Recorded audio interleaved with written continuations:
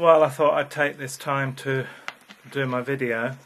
We haven't finished what we were doing outside, but it's been raining very heavy, and despite having,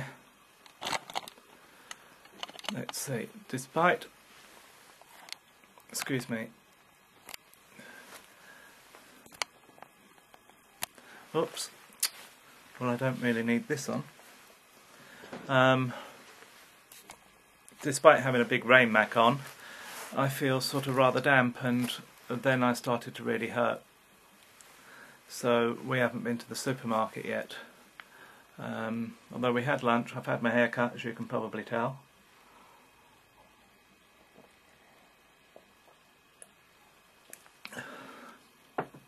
Do you know, I read some bright spark a quote saying that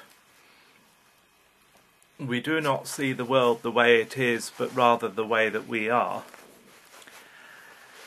And you can't really argue with that, because it's quite true. I mean, any scientist will tell you that. That our brains order things in such a way to sort of make it recognisable to us, but it isn't what the world actually is. It's the way our brain interprets it. That what we see with our eyes is not what we actually see, is not what is actually there, but the way that our brain uses the information that it gets through our eyes. And anyway, so, and although this might be a little bit hard to fathom, when you think about it, it's not really. When you use your mobile phone, do you see the words flying through the air into your ear roll? No, you don't. Do you see the signals? No, you don't. Do you see the digital signal? No, you don't. Do we see X-rays flying through the air? No, we don't. Do we see gamma rays flying through the air? No, we don't. The world is full of all sorts of things that we don't see. And what we perceive as being solid isn't. Not at all, not even us. We're just a load of atoms that are spinning at a particular rate, and we're more nothing than we are something. And that's the same goes for my computer table that I've just knocked on, or the wall to the house. And that wasn't a good idea to move like that, but none of it's solid, it's all an illusion. So it does make you wonder how much of all this is an illusion. Perhaps I invented it all. Perhaps you invented it all. Perhaps I don't exist at all, I'm just a dream of yours. There's another bright spark said something that, you know, perhaps we're fuck all anyway, and we're just a dream in the mind of God. Well, you'd think he'd have better dreams, wouldn't you? Or she would.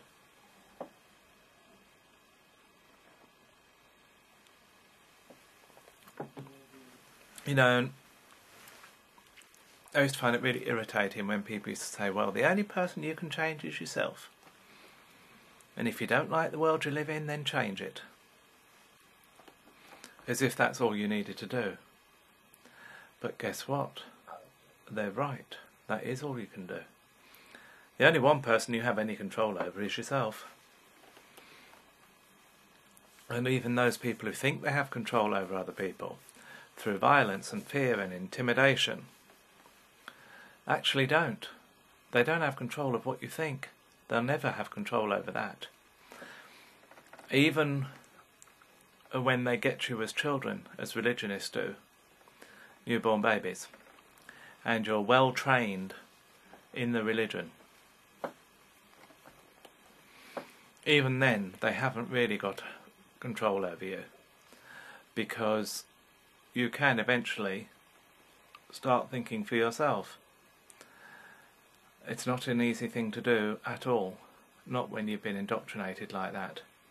You know, the Amish, people always hold them up as a good example of how to be good and open with their children. because at 16, I believe it is, they let them go to go and live in the outside world for a year and make up their own mind whether they're going to stay in the outside world or come back. You're a fool if you really think that's a good idea. Because the thing is, they've already had you for the first 16 years. They've already fucked you over. And it is going to be an enormously brave and strong person that is going to be able to stay in the outside world and lose their whole family. It's not so good after all, and they know that.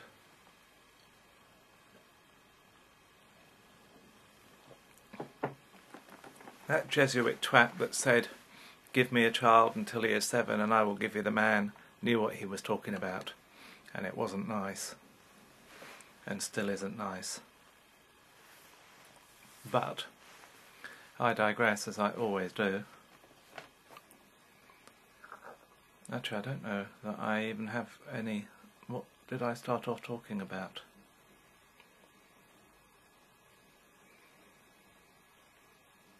Yes, you can only change yourself. If you're unhappy, only you can make yourself happy. There is no magic wand. Do you know, one of the things that I thought when I went into therapy was that my therapist was going to give me the key to life. That through therapy I was going to find out how to fix myself. I would finally find out from a therapist why my parents didn't love me and how I could fix that. You know, why was I abused? And I wanted to be able to fix that so that it didn't happen again. You can see how screwy my thinking was. I thought he had a magic answer. And he didn't. Not at all.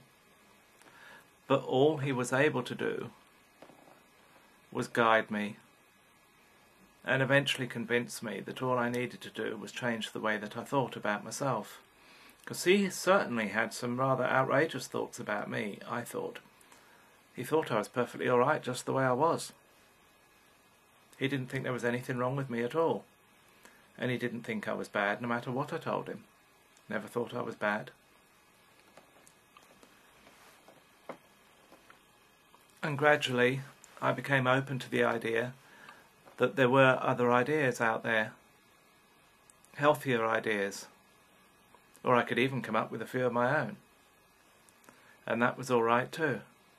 I think one of the things that really came as such a big shock to me, but really opened my eyes and allowed me to become who I am today. So I keep moving my head because I'm trying to see myself properly, because I sort of feel like I'm talking to you. And I figure out if I talk to my face, then I'm talking to your face. But because of the varifocals, it's a bit difficult for me to focus properly.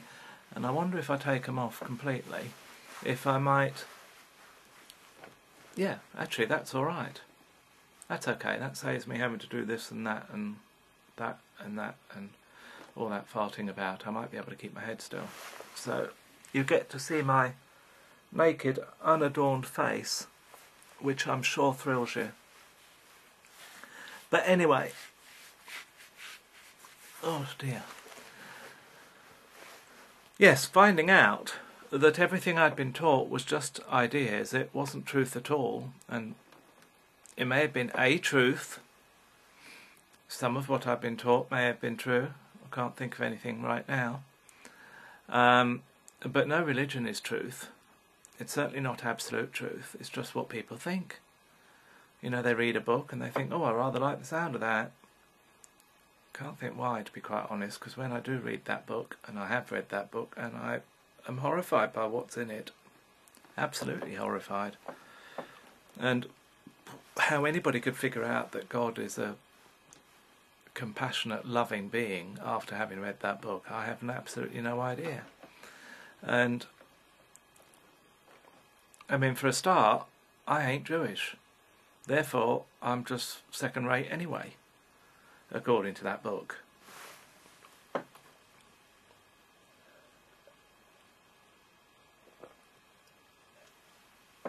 I'm not going to prove to you I'm not Jewish, but I'm not Jewish, I can assure you. Oh, my older brother became a Jew I don't think he kept at it, but it was a bit late then. They'd already taken his foreskin. Good enough reason to stop anybody becoming a Jew, I would think. And he was never truly accepted anyway, because we all know that. It's one of these rather exclusive religions. Like I see all these silly white women here who become Muslim, and they become more adamant about wearing the veil than any other type of Muslim. And, you know, I would believe these people, maybe not the white ones, because they live in a country where they're used to freedom, so it's nothing to them. But when I hear,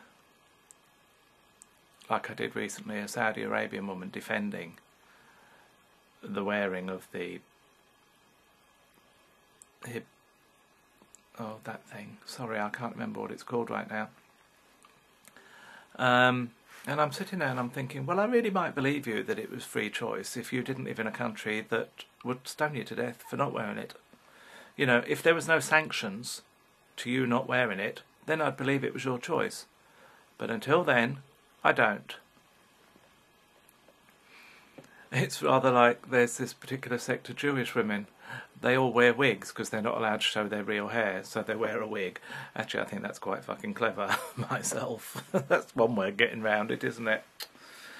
But honestly, do you really think that eating something or not eating something, or wearing something or not wearing something, you know, or getting down your hands and knees several times a day or not, or counting the road, do you think any of those things are going to get you to heaven? Are you going to give you peace? Oh dear. No. Sorry, no. But of course it's a lot easier to do those things than actually change what's in here. I've just pointed to my heart. You obviously can't see that. But I guess I really mean in here. Because that's where compassion is. That's where you truly care about other people, and that's where all the difference is. You know, it's not... We can all go through the motions. Everybody goes through the motions. Sometimes you have to. But as we have come to find out, the Catholic Church certainly goes through the motions, doesn't really believe anything it says. Certainly not suffer the little children to come under me, because it doesn't give a toss about children, that's for sure. It spends all its money defending their paedophile priests instead.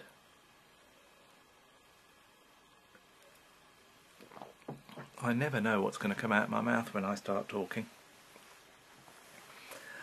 But the major point I was trying to get across is that I would describe myself certainly as a happy person today, and I'm a very fortunate person.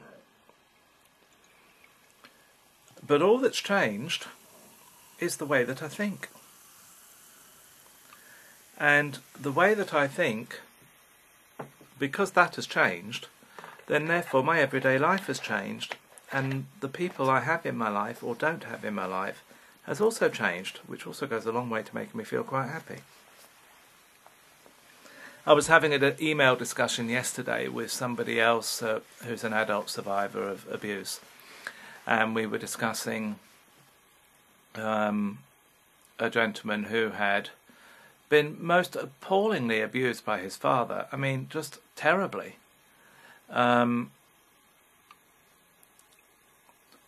It just absolutely awful. And in the end he wrote to him and said that he forgave him and that he still loved him. And me and my friend were saying how we don't understand that at all. We understand the forgiveness part, but not the I love you part. I certainly don't love my father. I actually guess I don't give him a great deal of thought, apart from when I'm doing videos like this, or like yesterday when we were, I mean, it comes up obviously, but I mean, he isn't part of my everyday life, and mostly I've got him out of here. Not all the time. I mean, my big problem with medication was down to him. You know, be a man. You don't need all that fucking crap. And yet, he just wasn't a man himself. Not a grown-up. This whole idea of being a real man or a real woman is perfectly ridiculous. And I'll let you know what the secret is. If you're a real man, you've got a dick. And if you're a real woman, you've got a fanny. And you could... Do you know, now this is a thing to think about. If you are a hermaphrodite, an intersex person, and there are a number of them born, with both male and female organs, sexual organs, I wonder what the fundamentalist Christian has to say about that. Just who is a hermaphrodite allowed to fuck without risking going to hell? That's an interesting thought, isn't it?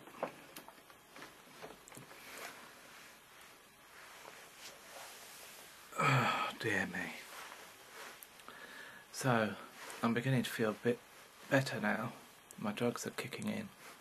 Actually, maybe they kicked in a little bit ago, a bit longer ago than I thought, perhaps, before I started doing this. But anyway, they've kicked in. I can feel it. But things are not black and white. There's so many shades of grey.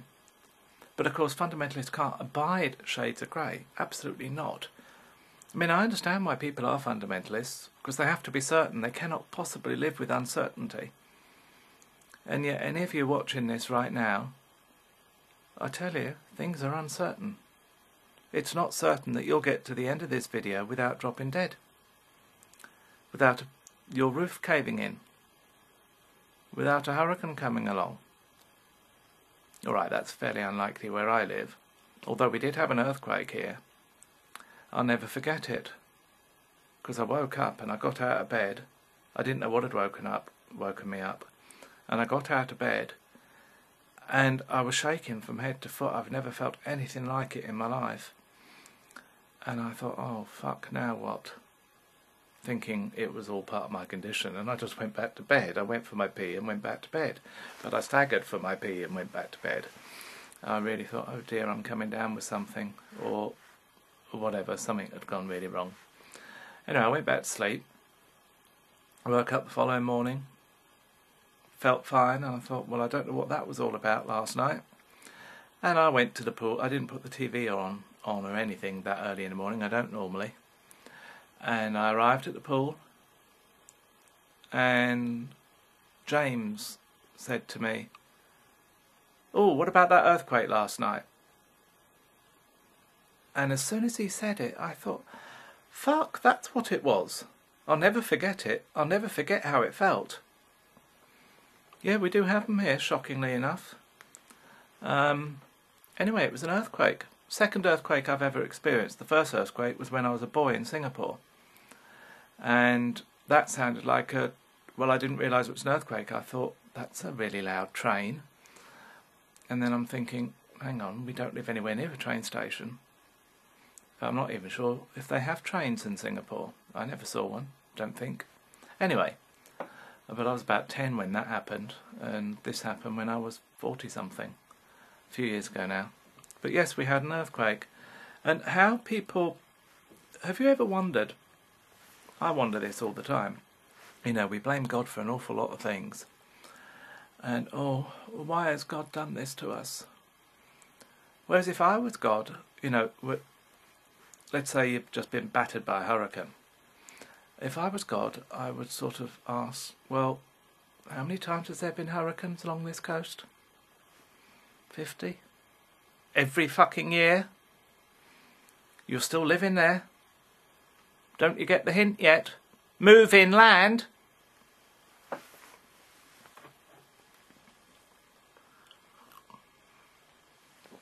He dropped a fucking great hint on San Francisco back in 1906, was it? Did you take the hint? No. You're still there. Still waiting for the big one. And then Jerry Falwell, or whoever, will be saying that God smoked the place because it was full of puffs. I think they're equally stupid, I might add. Why live in a place that has earthquakes? Why live at the bottom of volcanoes? We're pretty thick, us people. We really are. We do the oddest things and then we moan.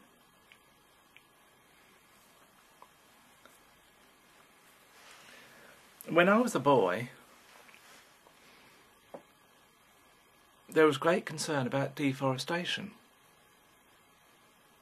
and conserving it. And here I am at the age of 52, and they're still doing it. Chopping down the trees, I might add, is what I mean. You know, there's millions and millions of square miles gone since I was a boy. And they wonder why the weather's changing. Although, I'm one of those awful people that some people would class as a climate change denier, but they'd only class me as that if they didn't actually listen to what I said. The climate has always changed. Always. And it always will. Because we do not live in a static world, or a static universe for that matter, but we're only talking about the weather here, because that's what counts. The BBC showed a truly wonderful programme about the geological and weatherological, I don't know if that's a word, history of Europe. And you'd be quite astonished if you saw that. Because if you see that, you'll think, well, climate change ain't new. I mean, where I live's been tropical, it's been under the water, it's been covered in ice, it's been temperate like it is now, it's been all sorts of things. And it had fuck all to do with people. Yes, we might be hurrying it along a bit, but even if we stopped all that, if we stopped all the carbon production now, dead. That's the end of it. No more farting either, because that adds. Guess we'll have to stop eating.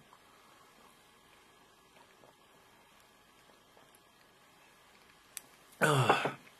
They say a cow farts enough to power your house for a year. Oh God, can you imagine?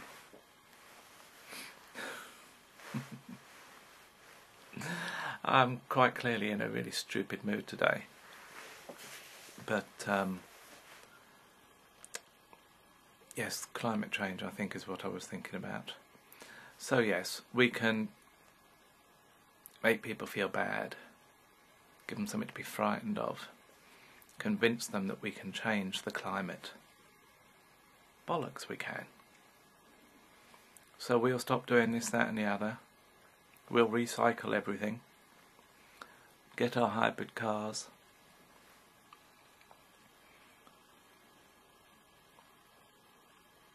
Yeah. And in a few hundred years' time or 1,000 years' time, the climate's going to be completely different. And we won't even be here. And the sun won't be here at some point, and then we're all buggered. Do you know, there are idiots that believe that, religious idiots, that believe that heaven is this planet, and that once God has smote all the wicked people like me who don't think the way they do, you'll all live happily ever after. I suppose ever laughter is just as good. On this planet, and you'll be able to play with big pussycats, i.e. the lions and the tigers, because they will no longer be a danger to man. You know, just something to ask the creationists here. If God did create everything, I assume that he also created malaria and cholera and typhoid and arthritis and multiple sclerosis like my dear friend has got, or motor neurone disease that has killed 2 people I know.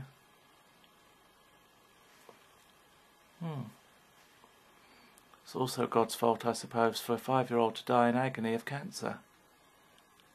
Didn't do a very good job making our bodies, did he? For them to go wrong like that.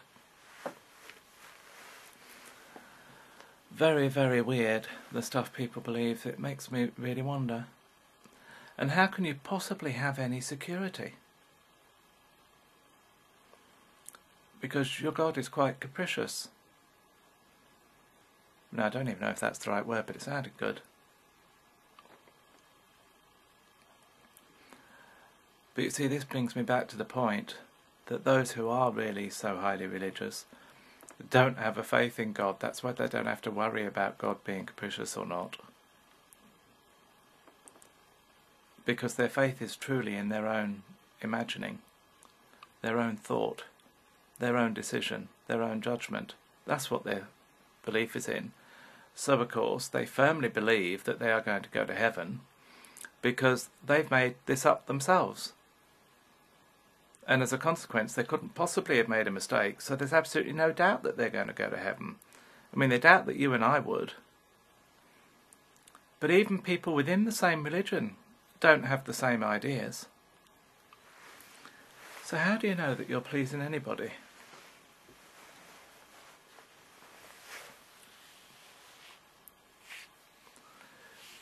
Do you know, even on friggin' emails, on a knitting list, you can't get away from the religious twats. Every given opportunity. You're knitting damn socks and they bring Jesus into it. Okay, if you're knitting him a pair, but otherwise just give over.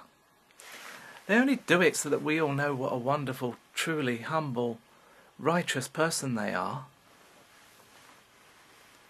And talking about which, do you know one of the most stupid email things I've ever seen? An email list was a list for women who wanted to live in the traditional way and knit their own sanitary products. Oh dear, excuse me. And I read this and I thought, excuse me, but if you want to live in a traditional way and knit your own sanitary products, what the fuck are you doing on a computer? That's hardly traditional, is it? Oh dear, these people. I'm in one of those moods today. I just think it's all quite ridiculous.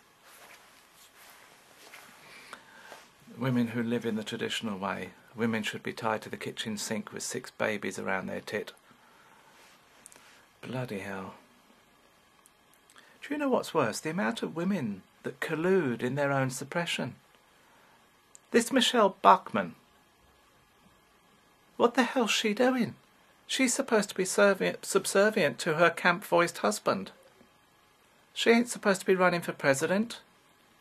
And I tell you what, if you lot vote for her, if you have her or Palin or any other born-again stupid twat, I mean, you had one for 2,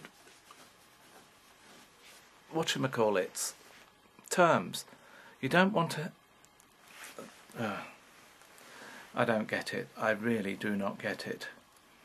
I mean, if you really believe he was a born-again, then you're stupid.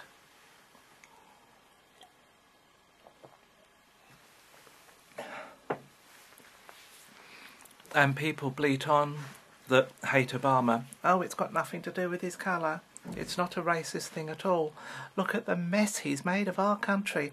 We're all so poor now. Look at what we pay for gas. Well, I tell you what, I just filled up with 9.5 gallons of gas. Do you know how much it cost me in your money? $96. So shut the fuck up. You don't know what you're on about. Your gas is the cheapest in the world because we're all paying so that you can have it cheap.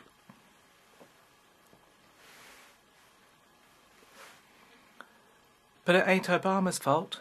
He's trying to clear up the mess that Bush made, and the repugs won't let him. So blame them. Put the blame where it belongs. Then maybe we wouldn't think you were racists. He's an elegant man with charisma and with a real compassion about him. And he really is truly there for the people. Not for his own aggrandizement, like Bush was.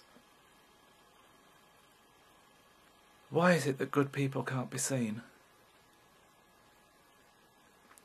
Anyway, I guess that's me prattled on enough. And, I've perhaps been a bit blunter than usual today. But those of you that like me won't care, and those of you that do care, well, nothing I can do about it. Goodbye.